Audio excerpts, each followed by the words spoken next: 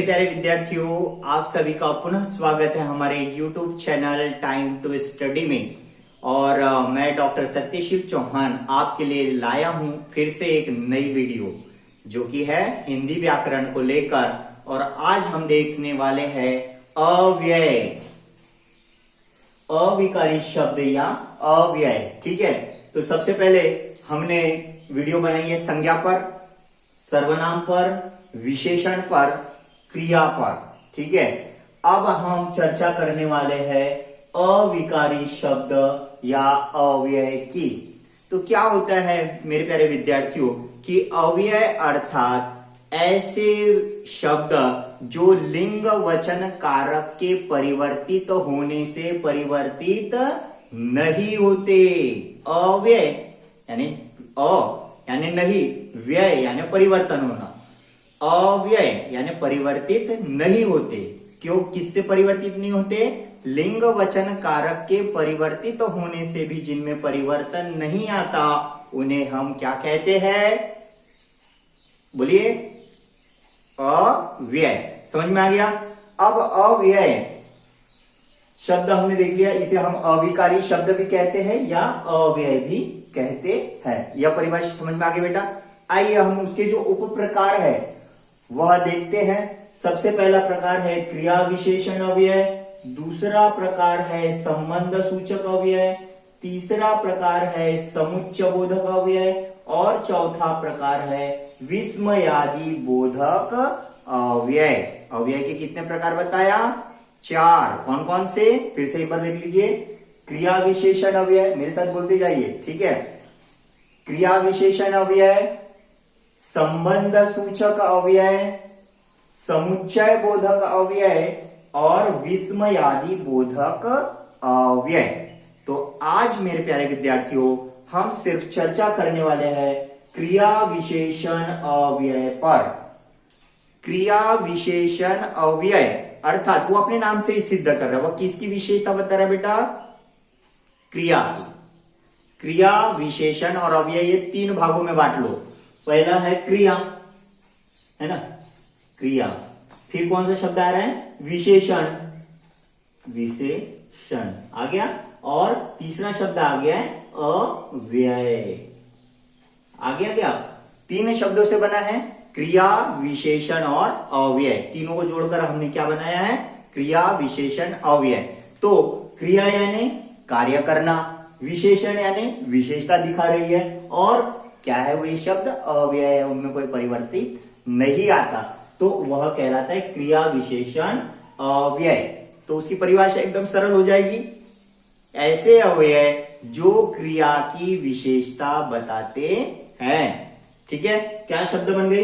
क्रिया की विशेषता बताने वाले शब्द या को हम क्रिया विशेषण अव्यय कहते हैं।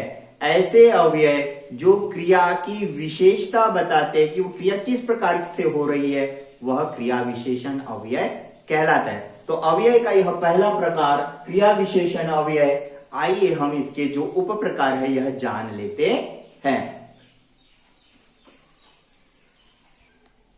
तो मेरे प्यारे विद्यार्थियों, अव्यय की परिभाषा समझ लेने के बाद आइए उसके जो उप प्रकार है, उप प्रकार में पहला प्रकार वो जो है वो है क्रिया विशेषण अव्यय। समझ में आएगा? मेरे साथ बोलिए, क्रिया विशेषण अव्यय। बोलिए, ठीक। तो किसकी विशेषता बताते बेटा? ये क्रिया की विशेषता बताने वाले अव्यय को हम क्रिया विशेषण अव्यय कहते हैं। तो क्रिया विशेषण अव्यय के जो उप प्रकार है वह देख लीजिए। सबसे पहला प्रकार है कालवाचक क्रिया विशेषण अव्यय। बोलिए मेरे साथ, कालवाचक क्रिया विशेषण अव्यय। वह अव्यय जो क्रिया के काल को दर्शाता है, काल को प्रकट करता है, काल को बताता है, समय को बताता है, उसे हम क्या कहेंगे? कालवाचक क्रिया विशेषण अव्यय। ध्यान दीजिए, समय का बोध कराता है, क्रिया किस समय हुई है उसका बोध कराता है, उसे हम कहते हैं कालवाचक क्रिया विशेषण अव्यय। आइए इन अव्ययों में कौन कौन से आते हैं देख लेते हैं। पहले शीघ्र, प्रतिदिन, जब, तब, आज, कल, परसों, बाद में, आजकल, अभी, लगातार, सदा, बार बार, बहुधा, प्रायः, ऐसे अव्यय क्या कहलाते हैं मेरे बच्चों, बोलो जल्दी, कालवाचक क्रिया विशेषण अव्यय कहलाते हैं।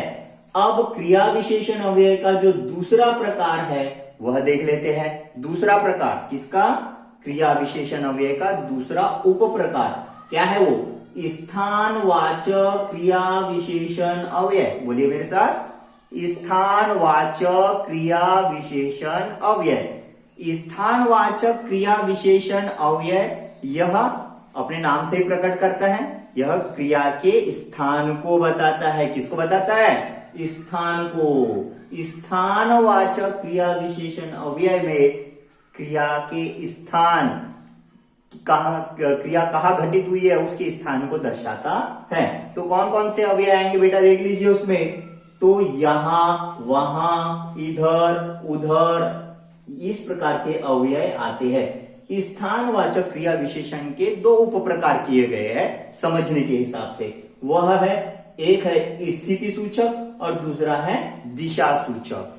किसके उप प्रकार है, स्थानवाचक के। स्थानवाचक के दो उप प्रकार है, कौन से, स्थिति सूचक और दिशा सूचक। देखिए स्थिति सूचक में कौन कौन से अव्यय आएंगे बच्चों, तो यहां, वहां, जहां, तहां, सर्वत्र, आमने सामने, पास, दूर और निकट, ये क्रिया की स्थिति को दर्शाता है। और दिशा सूचक में क्या हो रहा है, इधर, उधर, दाएं, बाएं, तो इसमें क्या हो रहा है, दिशा को दिखाया जा रहा है। ये दो उप प्रकार किसके हैं बताओ जल्दी, बिल्कुल सही, स्थानवाचक क्रिया विशेषण अव्यय के ये उप प्रकार है बेटा। ठीक है, अब क्रिया विशेषण अव्यय का तीसरा प्रकार, क्रिया विशेषण अव्यय का तीसरा प्रकार कौन सा है, देखिए, परिमाणवाचक क्रिया विशेषण अव्यय। बोलिए मेरे साथ, परिमाणवाचक क्रिया विशेषण अव्यय। ये अपने नाम से ही बता रहा है भाई, परिमाण यानी मात्रा, क्वांटिटी। तो ये क्या दिखा रहा है, क्रिया की मात्रा को दिखा रहा है। कैसा दिखाओ बेटा, देखो ये बेटा इधर मात्रा का बोध करा रहा है, इतना, उतना, जितना, कितना, कम, ज्यादा, थोड़ा, अधिक, काफी, पर्याप्त, अत्यल्प, जरा सा। ये जो अव्यय है यह क्रिया की मात्रा को दिखा रहा है।